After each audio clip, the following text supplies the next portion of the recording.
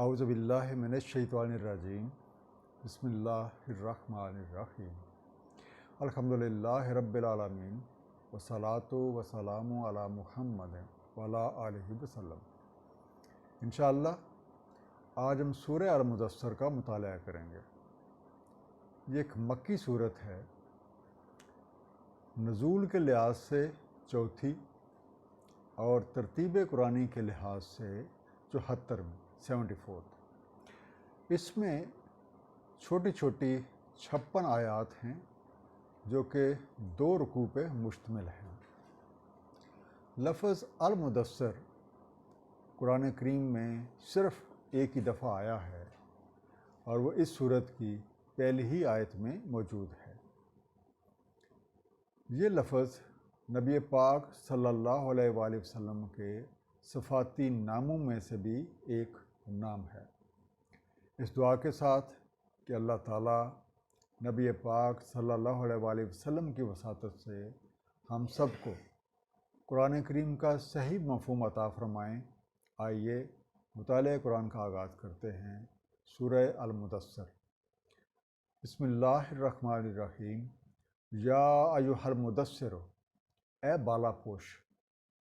مدثر کا روٹ دثر ہے، دال سے رے، اور عام طور پہ اس سے مراد اوپر سے کپڑا اوڑھے ہونا، اوپر چڑھے ہونا، چیزوں پر چھائے ہونا، چیزوں کو لپیٹ میں لیے ہونا، اور انگلش میں آپ کہہ سکتے ہیں کورنگ، ڈومینیٹنگ اور انریپڈ۔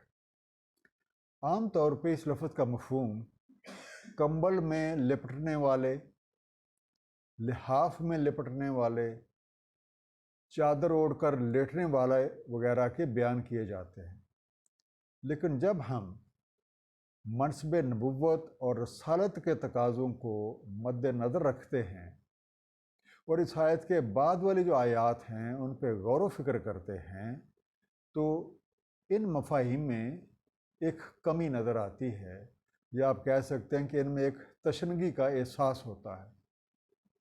تفسیر روح المعانی کے مطابق مدثر کے معنی انسانی کمالات اور شرف نبوت سے آراستہ اور پیراستہ ہونے کے ہیں، جبکہ تفسیر فتح القدیر کے مطابق نبوت اور اس کی ذمہ داریوں کا بوجھ اٹھانے والا کے ہیں۔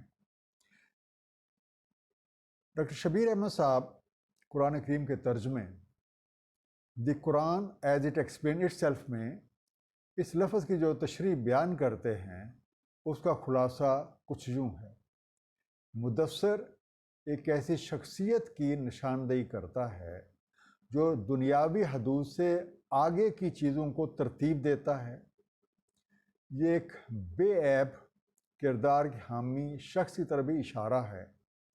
اس کے علاوہ مدثر سے مراد ایک نڈر سوار بھی ہے جو چلتے ہوئے گھوڑے پہ چھلانگ مار کے سوار ہو سکتا ہے۔ ان تمام معانی اور قرآن کریم کا نبی پاک صلی اللہ علیہ وسلم کو رحمت العالمین قرار دینا جو ہے، ان کی مدد سے ہم لفظ المدثر کا مفہوم ایک ایسی شخصیت کے لے سکتے ہیں جس کے کام کا دائرہ اور اس کے اثرات تمام عالمین پہ چھائے ہوئے ہیں۔ قم فانذر وربک فکبر۔ قم فانذر، اٹھیں پس تنبیہ کیجیے، وربک فکبر، اور اپنے رب کی کبریائی بیان کریں، وثیابک فطہر، اور اپنے دامن کو پاک صاف رکھیں، والرجز فہجر، اور درماندگی سے علیحدہ رہیں۔ ثیابک، اس کا روٹ ثوب ہے جس کے معنی ہوتے ہیں اپنے کپڑے، جو ڈریس۔ الرجز، رج سے بنا، ریم رے جیم زے، دھول یا نجاست۔ اب ان آیات پہ غور کرنے سے یہ بات سامنے آتی ہے کہ اے داعی حق، آپ کو جو پیغام دے کے بھیجا گیا ہے اس پیغام کو لوگوں تک پہنچا دیں اور لوگوں کو اس کے دونوں پہلو جو ہیں ان کے بارے میں آگاہ کر دیں کہ اگر وہ رائے حق پہ چلیں گے تو اس کے کیا ثمرات ہو سکتے ہیں، جبکہ اگر وہ اس کی مخالفت کریں گے تو ان کا کیا انجام ہو سکتا ہے۔ یہ کرتے ہوئے آپ کا اپنا کردار، آپ کا اپنا اخلاق اس پیغام حق کے مطابق ہونا چاہیے تاکہ آپ اس پیغام کی عملی تفسیر بن کے لوگوں کے سامنے ہوں۔ اور یہ سارا کچھ کرتے ہوئے آپ کا لباس ظاہری طور پہ بھی اور باطنی طور پہ بھی ہر طرح کی نجاست، ہر طرح کے برے خیالات یا ہر طرح کی جو گندگی ہے، دھول ہے، نجاست سے جس معاشرے میں پائی جاتی ہے ان سے بالکل پاک صاف رہنا چاہیے۔ وَلَا تَمْنُن تَسْتَكْثِرْ، اور نہ ممنون کریں آپ کثرت کی خاطر، وَلِرَبِّكَ فَاصْبِرْ، اور اپنے رب کی خاطر صبر کریں۔ وَإِذَا نُقِرَ فِي النَّاقُورِ، سو جب نکارہ ہو ناقور میں، فَذَلِكَ يَوْمَئِذٍ يَوْمٌ عَسِيرٌ، بس یہ ہے آج ایک یوم عسرت۔ سب سے پہلی آیت نمبر 6، اور نہ ممنون کریں آپ کثرت کی خاطر۔ رائے حق پہ جو چلنے والے ہیں ان کا جو انداز ہے، جب وہ کسی کا بھلا کرتے ہیں، جب کسی کی مدد کرتے ہیں، تو وہ اس سے کسی کثرت کے یا کسی ریٹرن کے خواہش نہیں رکھتے۔ جیسا کہ سورہ روم کی آیت نمبر 39 جو ہے اس میں ارشاد ہے، اور جو کچھ تم دیتے ہو سود پہ کہ بڑھتا رہے لوگوں کے مال میں تو وہ نہیں بڑھتا اللہ کے نزدیک، اور جو تم دیتے ہو زکوٰۃ کے طریقے سے ارادہ کر کے اللہ کی خوشنودی کا، بس یہ ہیں جو اضافہ کرنے والے ہیں۔ اور اسی طریقے سے ایک بہترین طرز عمل کی جو نشاندہی ہے وہ سورہ آل انسان کی آیت نمبر 9 میں کی گئی ہے، جس کا مفہوم کچھ اس طریقے سے ہے، دراصل جو ہم تمہیں کھلاتے ہیں صرف اللہ کی خوشنودی کے لیے، نہیں ہم ارادہ رکھتے تم سے کسی جزا کا اور نہ ہی شکریہ کا۔ جو آیت نمبر 7 ہے، وَلِرَبِّكَ فَاصْبِرْ، اب جب آپ نے پیغام حق پہنچانا ہے تو اس سلسلے میں مشکلات بھی پیش آ سکتی ہیں۔ ان مشکلات کا مقابلہ کرنے کا سب سے بہترین طریقہ اپنے رب کی خاطر صبر کرنا ہے، کیونکہ اللہ تعالیٰ صبر کرنے والوں کے ساتھ ہے۔ اور آیت نمبر 8 اور آیت نمبر 9، نوکرا اور ناکور، ان دونوں کا روٹ نکر ہے، نون کاف رے، اور نکر سے مراد کوئی ایسی چیز ہوتی ہے جس میں خلا موجود ہو یا جو اندر سے کھوکھلی ہو۔ اس سے بعض اوقات ایک بگل بھی مراد لیا جاتا ہے، اور اس سے بعض اوقات جو چونچ ہے کسی پرندے کی وہ بھی مراد لی جاتی ہے۔ اسیر اثر سے بنا عین سین رے، تنگی یا ہارڈ شپ۔ اب نکر سے ہی نکیر کا لفظ بھی بنتا ہے، جس سے مراد ہوتا ہے ایک چھوٹا سا دانہ یا ایک معمولی سا نقطہ۔ اس طرح نکارہ سے مراد وہ معمولی سی چیز ہے جو کوئی بھی پرندہ اپنی چونچ میں اٹھا لے۔ اب اس آیت پہ غور کیجئے، جب نکارہ ہو ناکور میں، یعنی جب بگل بجا دیا جائے، جب خلاف حق قوتوں کے خلاف اعلان جنگ کر دیا جائے، تو پھر یاد رکھیں کہ دعوت حق پھولوں کی سیج نہیں بلکہ ایک کانٹوں بھری راہ ہے، اور جب خلاف قوتوں کے خلاف بگل بجایا جائے گا تو دشمن ہر طرف سے اپنی چونچوں کے ساتھ ٹھونگے ماریں گے۔ ان سب کا مقابلہ صبر اور استقلال کے ساتھ اگر کیا جائے گا تو انشاءاللہ کامیابی قدم چومیں گے۔ علی الکافرین غیر یسیر، کافروں پر نہیں ہے آسان۔ ذرنی ومن خلقت وحیدا، چھوڑ دے مجھے اور اس کو جس کو میں نے خلق کیا ہے اکیلا۔ وجعلت لہ مالا ممدودا، اور میں نے دیا ہے اسے مال بہت سا۔ وبنین شہودا، اور فرزند حاضر باش۔ ومہدت لہ تمہیدا، اور میں نے مہیا کر دیا اس کے لیے تمہیدن، ممدودن مدد سے بنا، میم دال دال بڑھا چڑھا کے ایکسٹینڈ سے، تمہیدن مہد سے بنا، آسانی، کشادگی، کھلا پن، ہر طرح کا آرام و آسائش، made it smooth and comfortable. یہ جو پہل آیت نمبر 11 ہے، یہ ان چند آیات میں سے ہے جن میں حق سے انکار کرنے والوں کے لیے دنیاوی عذاب کچھ دیر کے لیے مؤخر کیا گیا، یعنی ان کی رسی دراز کی گئی، جیسا کہ سورہ المزمل کی آیت نمبر 11 جو ہے اس میں بھی ارشاد ہے، اور چھوڑ دیں مجھے اور مکذبین کو جو نعمتوں میں ہیں، اور ان کو تھوڑی سی مہلت دیں۔ اب ان نعمتوں میں ہر طرح کا مال و اسباب، اولاد، وسائل، غرض طرح طرح کے دنیاوی آرام و آسائش مہیا ہے۔ ثم یطمع ان ازیدہ، پھر وہ طمع رکھتا ہے کہ میں اسے مزید دوں گا۔ کاللہ انہ کان لآیاتنا عنیدا، ہرگز نہیں، وہ تو ہماری آیتوں سے عناد رکھتا ہے۔ سأرہقہ صعودا، ان قریب میں چڑھاؤں گا اسے ایک چڑھائی، انیدن انت سے بنا، خار کھاتا ہے، مخالفت کرتا ہے، ہٹ درمی کرتا ہے، ٹائرنٹ، اپوزنگ، آبسٹینیٹ۔ سأرہقہ، رحق سے بنا، جلدی اس پہ ڈال دوں گا یا جلدی اسے مبتلا کر دوں گا۔ سون آئی ول کور ہم۔ اب اتنی ڈھیر ساری نعمتیں دینے کے باوجود بھی وہ توقع لگائے ہوئے ہے کہ اسے مزید نعمتیں ملیں گی، جبکہ اس کا طرز عمل یہ ہے کہ جب حق کی بات اس کے سامنے آئی ہے، حق کی نشانیاں اس کے سامنے پیش کی گئی ہیں، تو وہ ان سے خار کھانے لگ گیا ہے، ان کی مخالفت کرنے لگ گیا ہے۔ تو اب پھر یہ کیسے ہو سکتا ہے کہ اسے مزید نعمتیں ملیں، بلکہ اب تو اسے سخت مشکلات کا سامنا کرنا پڑے گا اور مصائب کی کٹھن گھاٹی چڑھنی ہوگی۔ انہو فکر وقدر، اس نے سوچا اور اندازہ لگایا، فقتل کیف قدر، سو مارا جائے کیسا اندازہ لگایا، ثم قتل کیف قدر، پھر مارا جائے کیسا اندازہ لگایا، ثم نظر، پھر نظر دوڑائی۔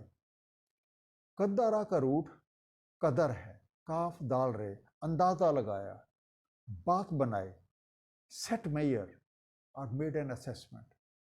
اب آیت نمبر 18 پہ غور کیجئے کہ جب وہ شخص، جب کوئی ایسا بندہ دائی حق کے پاس آتا ہے تو اسے نفع و نقصان سمجھا دیا جاتا ہے، دونوں طرح کے راستے اس پہ واضح کر دیے جاتے ہیں، اور ان پہ اب یہ سارا کچھ سن کے وہ کیا کرتا ہے کہ دونوں راستوں کے نتائج پہ غور کرتا ہے، اور پھر وہ اپنے لیے ایک راستے کا انتخاب کرتا ہے۔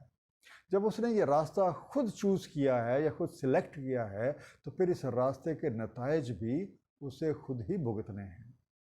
اب بعض تفاسیر میں آیت نمبر 18 سے جو آیت نمبر 25 میں کچھ تفصیلات بیان کی گئی ہیں، اس حوالے سے مکہ کے ایک مشہور دانشور ولید بن مغیرہ کا ذکر کیا گیا ہے۔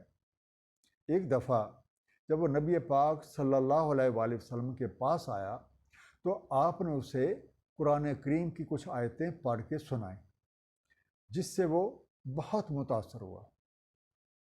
اور جب وہ واپس گیا تو قریش کو یہ فکر دامن گیر ہو گئی کہ اگر ولید مسلمان ہو گیا تو پھر بڑی خرابی ہوگی۔ چنانچہ ابو جہل نے اسے خوب ورگلایا۔ ثم عبس وبصر، پھر تیوری چڑھائی اور منہ بسورا، ثم ادبر واستکبر، پھر پیٹھ پھیری اور تکبر کا اظہار کیا۔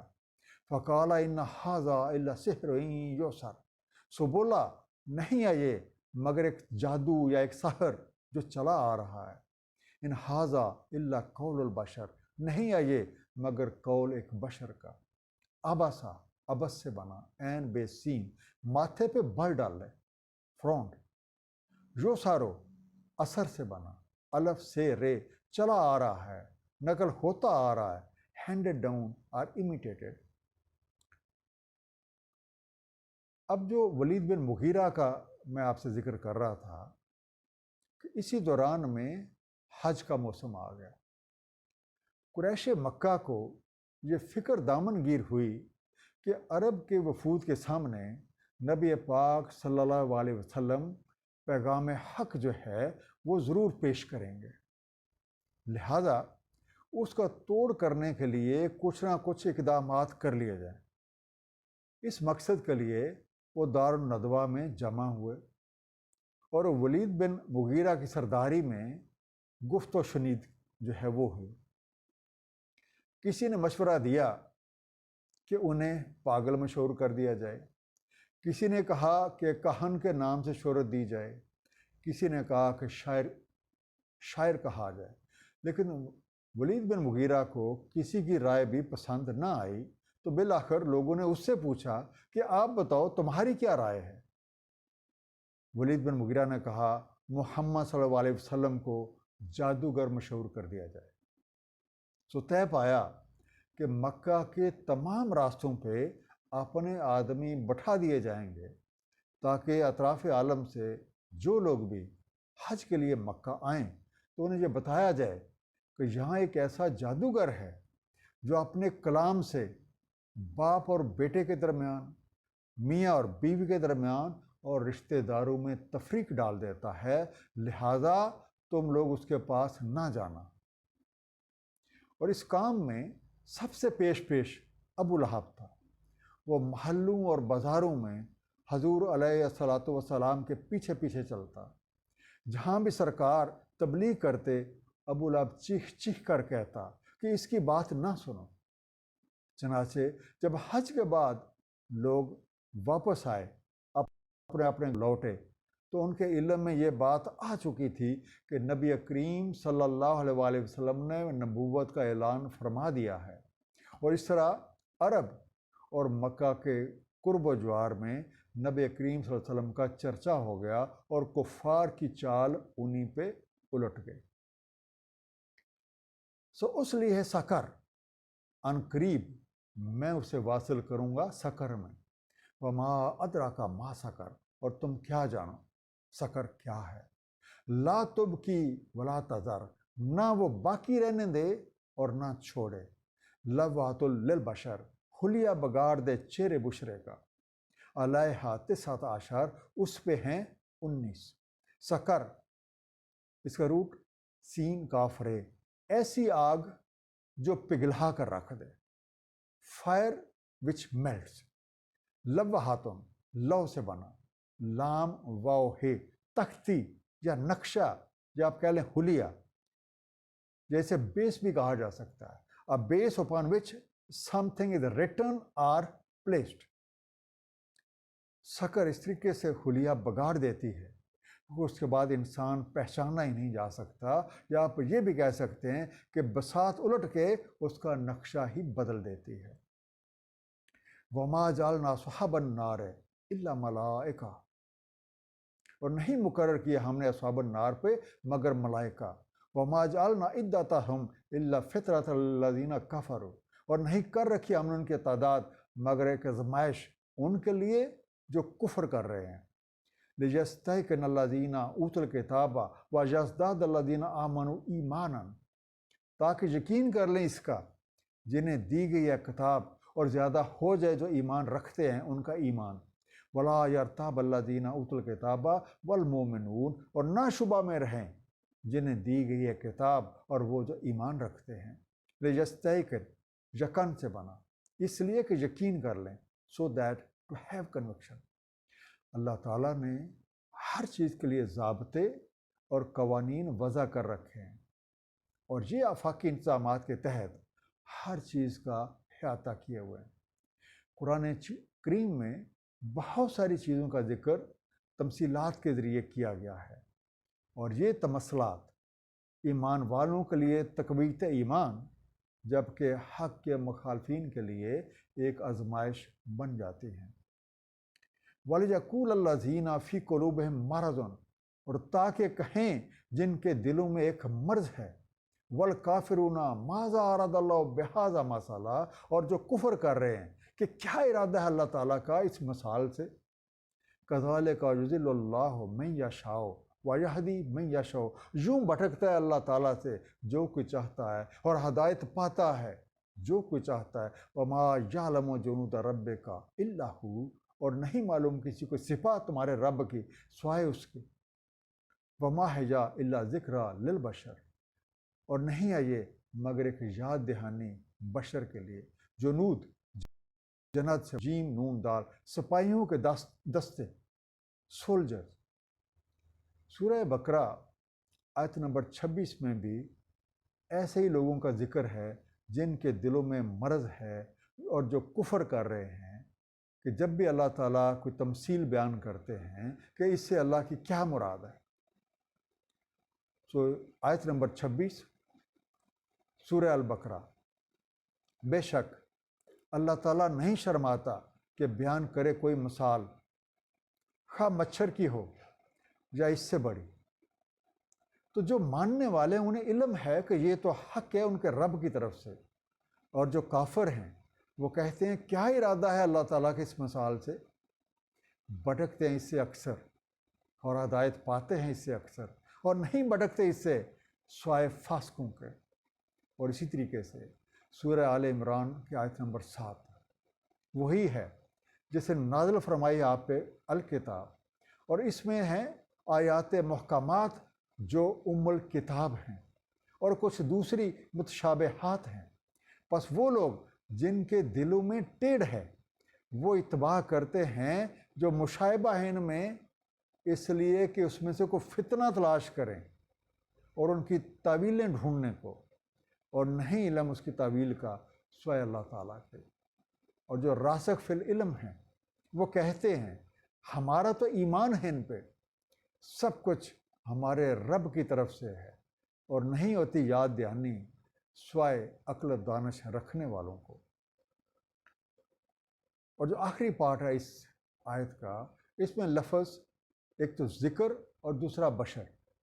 ज़िक्र का मतलब याद दहानी, और कुरान करीम ने अपने आप को भी ज़िक्र करार दिया है। बशर से मुराद एक ऐसा शख्स जो याद रखता है या जब उससे याद करवाया जाए तो उसे याद आ जाता है। और कुरान करीम एक याद दहानी है। अब जो कोई चाहता है इसकी मदद से अपने रब की राह पाले।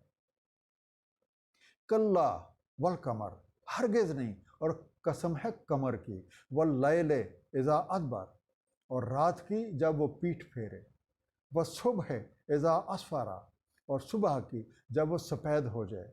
इन्नहा लइहदल कुबर, बेशक वो एक बहुत बड़ी चीज़ है।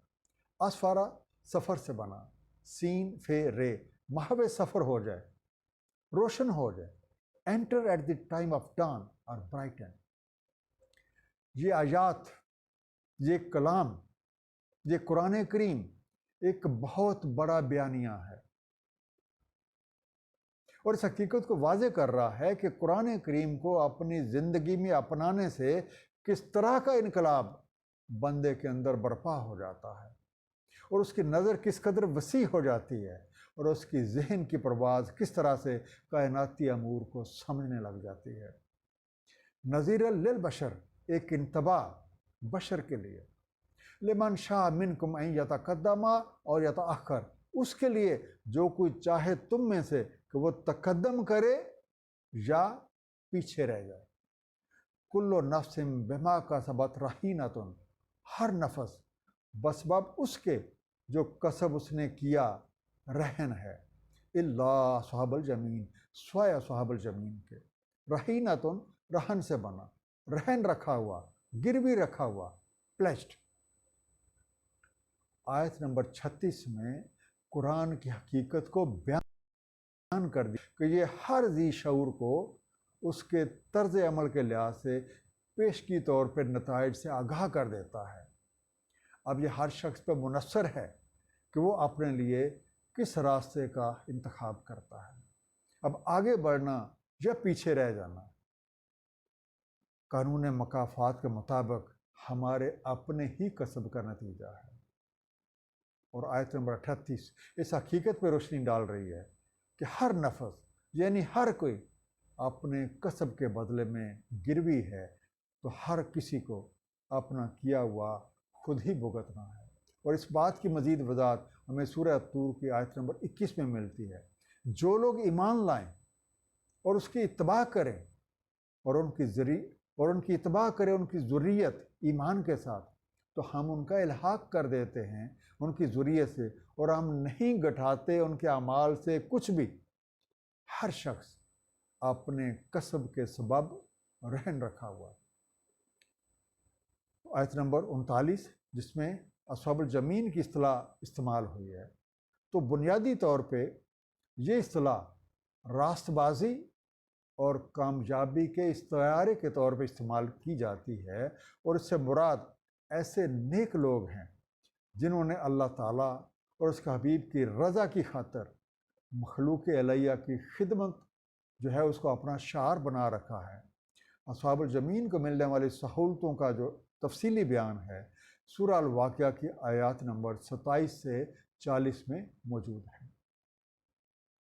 فی جنات یتساءلون، وہ باغات میں ہیں، یعنی اصحاب الجمین جو ہیں وہ باغات میں ہیں۔ یتساءلون، وہ سوال کرتے ہیں، وہ پوچھتے ہیں، ان المجرمین، ان سے جو جرائم کرتے رہے یا مجرموں سے سوال کرتے ہیں۔ ما سلککم فی سقر، کیا چیز لے گئی تمہیں سقر میں؟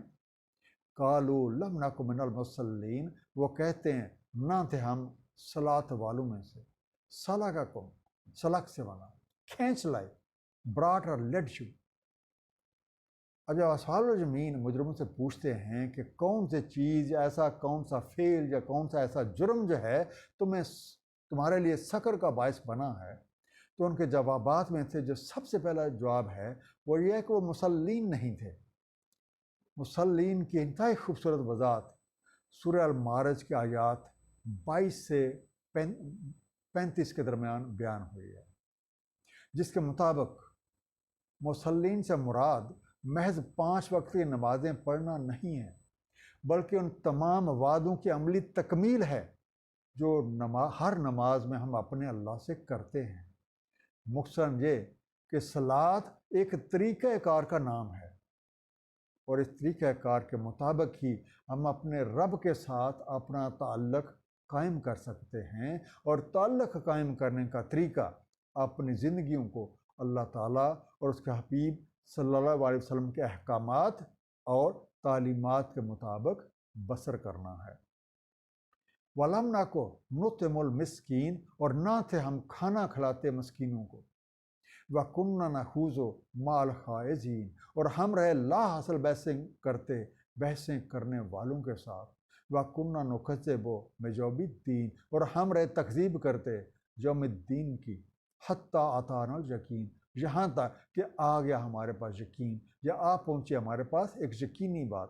نخوض، خوض سے بنا، بڑی بڑی باتیں بناتے لیکن عملاً کچھ نہ کرتے۔ We talked وینلی۔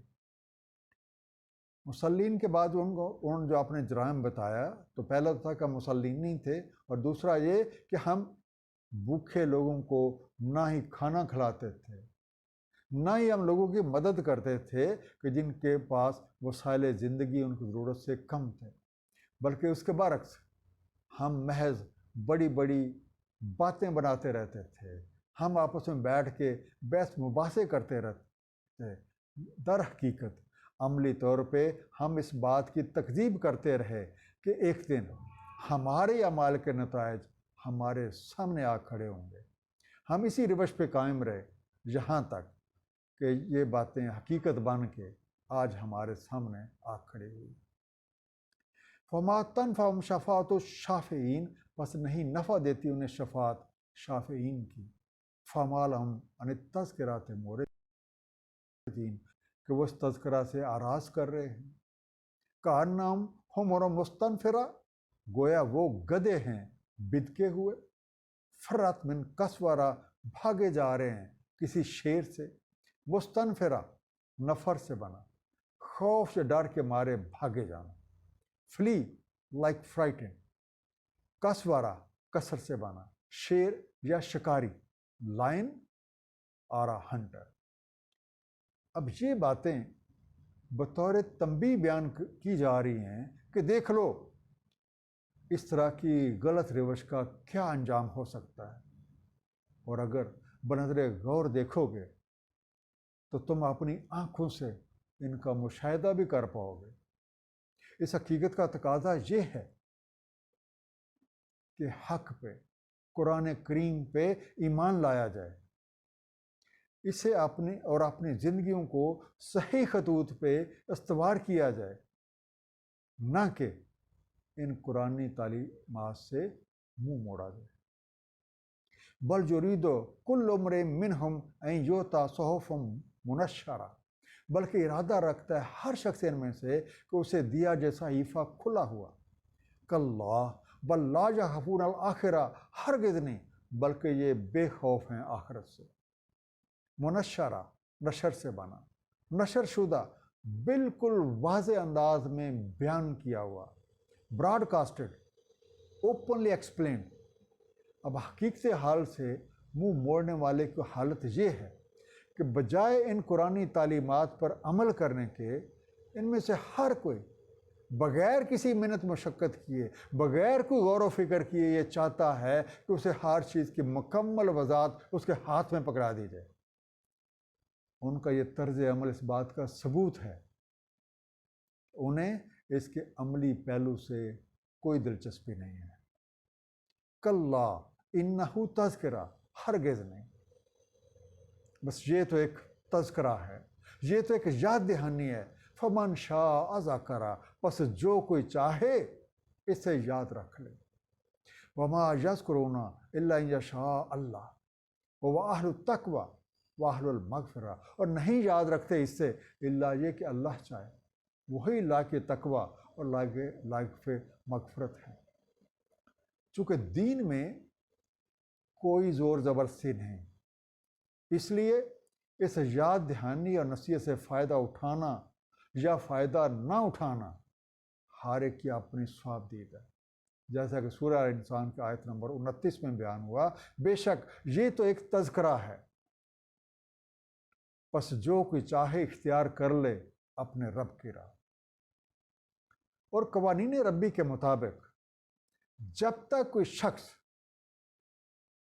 اپنا رخ سیدھا نہیں کرتا، ہدایت کا خواہش مند نہیں ہوتا، اور ہدایت کی خاطر اپنے رب سے لو نہیں لگا لیتا، وہ کبھی بھی ہدایت نہیں پا سکتا۔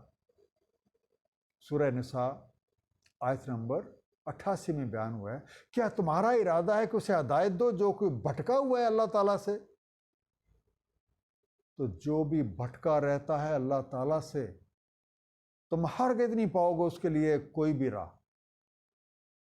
اس لیے جو کوئی بھی تقوی حاصل کرنا چاہتا ہے اور بخشش کی خواہش رکھتا ہے تو اسے اپنی سمت درست کر کے اپنے رب سے لو لگانی ہوگی۔ مختصر سا خلاصہ سورہ المدثر کا، داعی حق کے ذمے پیغام کو راہ حق میں آنے والی تمام مشکلات کی پرواہ کیے بغیر لوگوں تک پہنچا دینا ہے۔ اب یہ ان لوگوں پہ منحصر ہے کہ وہ کس طرز عمل کو اپناتے ہیں۔ قانون علیہ کے مطابق دونوں طرزوں کا انجام مختلف ہے۔ یہ مال و دولت، یہ رشتے ناتے، یہ دوست احباب وغیرہ اسی دنیا کی چمک دمک ہیں، اور ایک دن ہم میں سے ہر ایک کو یہ سب کچھ چھوڑ چھاڑ کے اگلی منزل کی طرف روانہ ہو جانا ہے، اور وہاں کی کرنسی کسب ہے جس کے مطابق جزا اور سزا کا فیصلہ ہو جاتا ہے۔ صلاۃ قائم نہ کرنا، طریقہ زکوٰۃ کو نہ اپنانا، اللہ تعالیٰ کے دیے ہوئے مال کو اللہ کی راہ میں خرچ نہ کرنا، دوسروں کے نہ تو کام آنا اور نہ ہی اچھے طریقے سے پیش آنا، لا حاصل بحثوں میں وقت ضائع کرنا، ایسے اعمال ہیں جو ناکامی کا باعث بن جاتے ہیں۔ حقیقی کامیابی اس وقت تک ممکن نہیں ہے جب تک ہم تعلیمات قرآنیہ کو نبی کریم صلی اللہ علیہ وآلہ وسلم جو کہ قرآن کریم کا عملی نمونہ ہیں، ان کی سنت کے مطابق زندگی کے ہر شعبے پر محیط نہ کر لیں، کیونکہ زبانی کلامی دعوے کسی کام نہیں آتے۔ اللہ تعالیٰ ہم سب کو سمجھنے اور اس پہ عمل کرنے کی توفیق عنایت فرمائے۔ صدق اللہ العلی العظیم۔ صلی اللہ تعالیٰ علی حبیب محمد وآلہ وسلم۔